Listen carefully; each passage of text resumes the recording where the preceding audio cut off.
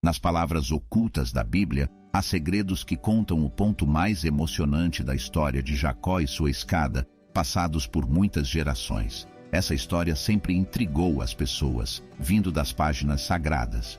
A expressão escada de Jacó se tornou muito importante, indo além das palavras do livro. Ela virou nome de filmes, livros, até mesmo de flores e coisas eletrônicas. Mas afinal, de onde vem essa frase enigmática? O mistério é revelado no livro de Gênesis, no capítulo 28, onde a escada de Jacó aparece. A história é sobre Jacó, que deveria ser um líder de Israel. Ele estava correndo do seu irmão gêmeo, Esaú. No capítulo 25 de Gênesis, vemos que Jacó enganou Esaú espertamente, fazendo ele trocar algo muito valioso, o direito de ser o primeiro na família, por uma tigela de sopa simples. Pode parecer estranho, mas as coisas não param por aí. No capítulo 27, Jacó continua com suas mentiras. Ele finge ser Esaú para enganar o pai idoso e quase cego, buscando a bênção que deveria ser dada ao irmão mais velho.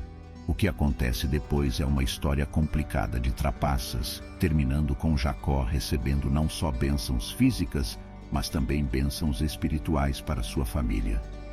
Essa história, cheia de mistério e truques, envolve roubo de bênçãos e direitos. As consequências dessas ações afetam a relação de Jacó com seu irmão mais velho, Esaú, ao longo do tempo.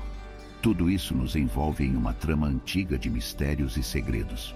A história da escada de Jacó nos faz olhar além do que está óbvio, explorando os aspectos mais profundos da natureza humana.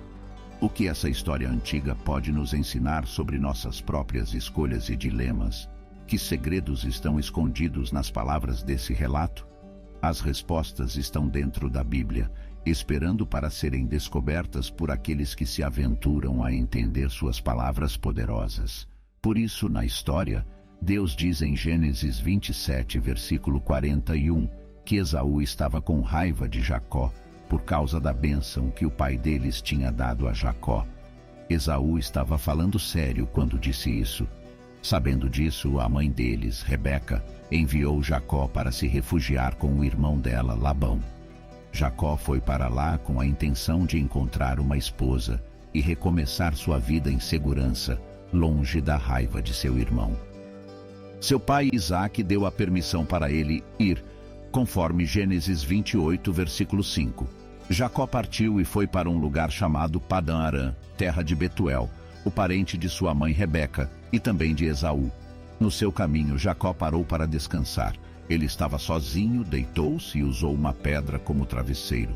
Nesse momento, Jacó deve ter sentido arrependimento pelo que havia acontecido no passado, solidão no presente e incerteza sobre o futuro.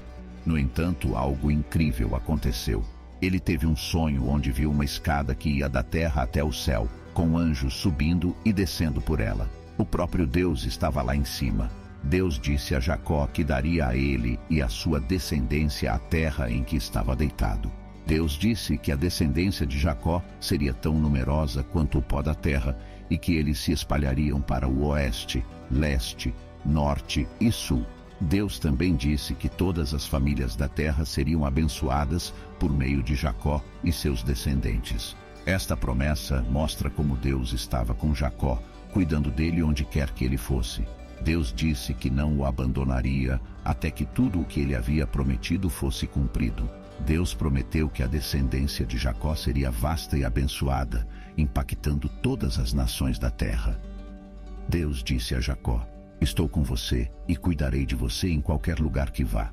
Eu vou trazê-lo de volta a esta terra prometida. Não vou deixá-lo até que tenha cumprido o que prometi.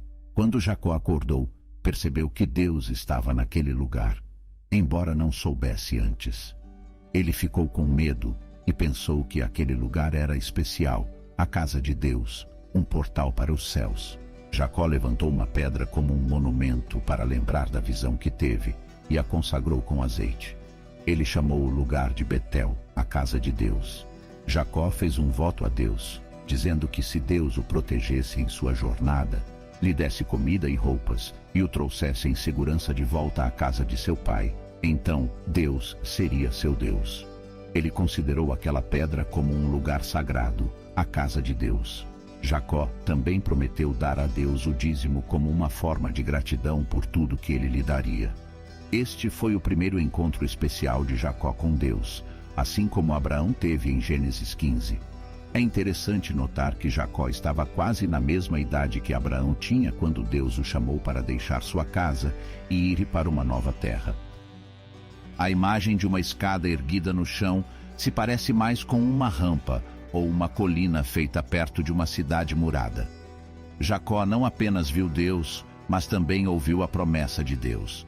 Essa promessa confirmava o que Deus havia dito a Abraão e Isaque, que seus descendentes seriam muitos como o pó da terra e que todas as pessoas na terra seriam abençoadas por meio deles. Essa foi a primeira vez que Jacó ouviu diretamente essa promessa, tornando-a real para ele. Quando Jacó acordou de seu sono, ele soube exatamente o que aconteceu. Ele pensou: com certeza Deus está aqui, e eu não sabia. O lugar onde ele estava não havia mudado. Ainda era um deserto com apenas uma pedra como travesseiro. Mas Deus apareceu para Jacó naquele lugar, num momento em que ele estava se sentindo cansado e quebrantado. Deus queria que Jacó chegasse ao ponto de depender completamente dele, então apareceu quando Jacó estava fraco. Jacó teve medo quando viu Deus, mas não estava com medo de seu irmão Esaú. Ele estava com medo do verdadeiro Deus, o único Deus. Esse medo maior superou o medo menor que ele tinha de Esaú, porque o poder de Deus foi maior. Mesmo que Jacó tenha dormido em um lugar comum, depois de ver Deus, ele acordou e chamou aquele lugar de Betel, que significa casa de Deus. A cidade que antes era chamada de Luz foi transformada em um lugar sagrado. Jacó derramou óleo sobre a pedra áspera que usou como travesseiro, tornando-a a base de um altar dedicado a Deus. Ele tornou aquele lugar especial, reconhecendo que ali havia algo sobrenatural acontecendo invisivelmente dentro do mundo natural difícil. Jacó havia tentado tomar o lugar de seu irmão como herdeiro da família, mas Deus queria que ele entendesse que, embora Jacó fosse escolhido por Deus para cumprir as promessas feitas a Abraão sobre ter muitos descendentes, Deus estava no controle, não Jacó. O plano seria feito do jeito de Deus, não de Jacó. Levou algum tempo para que Jacó entendesse completamente isso. Essa experiência visual que Jacó teve em seu sonho marcou um momento importante, mas o que isso realmente significava? Em um encontro com Natanael, o Senhor Jesus menciona um incidente semelhante. Natanael conheceu Felipe e ficou muito feliz. Felipe queria compartilhar sua alegria renovada. Então contou a Natanael que havia encontrado o Messias, aquele que Moisés e os profetas tinham falado, Jesus de Nazaré. Mas Natanael tinha suas dúvidas, pois Nazaré era uma cidade simples, e ele achava difícil acreditar que o Messias viesse de lá. Quando Natanael se aproximou de Jesus, Jesus o cumprimentou, dizendo que ele era um verdadeiro israelita, alguém sincero e honesto. Isso mostrou que Jesus sabia coisas sobre as pessoas, mesmo que não as tivesse conhecido antes. Natanael ficou surpreso que Jesus soubesse tanto sobre ele, mesmo sem tê-lo visto antes. Natanael disse a Jesus que ele era o Filho de Deus e o Rei de Israel. Jesus então falou sobre ver coisas maiores no futuro. Ele disse que Natanael veria o céu aberto e os anjos de Deus subindo e descendo sobre ele, como uma imagem do tempo em que Jesus voltaria para governar sobre toda a terra. Jesus estava dizendo que Natanael veria que o mesmo Jesus que havia vivido em Nazaré e sido desprezado é realmente o Filho de Deus e o Rei de Israel. No futuro, haveria um tempo em que o céu se abriria e o favor de Deus estaria com Jesus enquanto ele reinaria, com Jerusalém como a capital. Natanael talvez estivesse pensando na história da escada de Jacó, onde os anjos subiam e desciam. Essa escada representa Jesus Cristo, o único caminho para o céu. Jesus disse a Natanael que ele tinha visto apenas uma pequena parte de seu papel como o Messias. No futuro, Natanael veria Jesus como o Filho de Deus revelado plenamente, o escolhido de Deus. A história da escada ilustra a ligação entre Deus e as pessoas. Ela mostra que Deus deseja um relacionamento próximo com a humanidade, e Jesus é o meio dessa conexão. Assim como a escada de Jacó simboliza a conexão entre Deus e as pessoas, Jesus Cristo é o elo espiritual, o mediador que supera a separação causada pelo pecado entre Deus e os seres humanos. Ele é a escada que nos permite chegar a Deus. Jesus inaugurou uma nova aliança espiritual disponível para todos nós. Ele troca nossos pecados por sua justiça, permitindo-nos conhecer a Deus e desfrutar do relacionamento próximo que Deus sempre quis. Jesus é verdadeiramente o Filho de Deus, como até mesmo um soldado romano na cruz reconheceu. Como cristãos, vemos o sonho de Jacó como um símbolo poderoso, representando Jesus Cristo como o mediador que veio à Terra para nos conectar com Deus. Ele é a escada que nos ajuda a restaurar o relacionamento com Deus, que foi quebrado devido ao pecado. Por meio de Jesus, podemos encontrar paz e reconciliação com Deus. Isso nos dá uma sensação de segurança e proteção, nos mantendo firmes na fé. Nós nos alegramos com a esperança de um dia ver a glória de Deus. Essa esperança é baseada na palavra de Deus, que diz que Jesus é o nosso ideal. Ele é como uma escada que nos leva ao céu, onde poderemos viver para sempre. O sonho de Jacó, em que ele viu uma escada que chegava ao céu, mostra que ele se tornou um verdadeiro crente. Esse sonho também mostra a graça de Deus, que nos salva não porque somos bons, mas por causa do chamado de Deus e da fidelidade de Abraão. Jacó foi a terceira geração a receber as promessas da aliança abraâmica.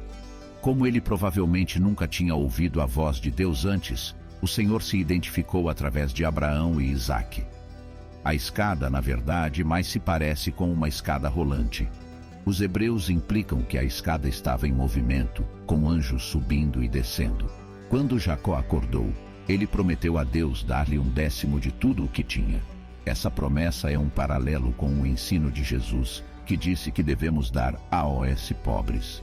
Abraão, quando foi instruído a oferecer Isaque como sacrifício, foi direcionado para uma montanha específica, conhecida como Moriá. Anos depois, essa mesma montanha ficou conhecida como Gólgota, o lugar onde Deus sacrificou seu único filho. Adão e Eva, em meio ao castigo que receberam de Deus, receberam uma promessa.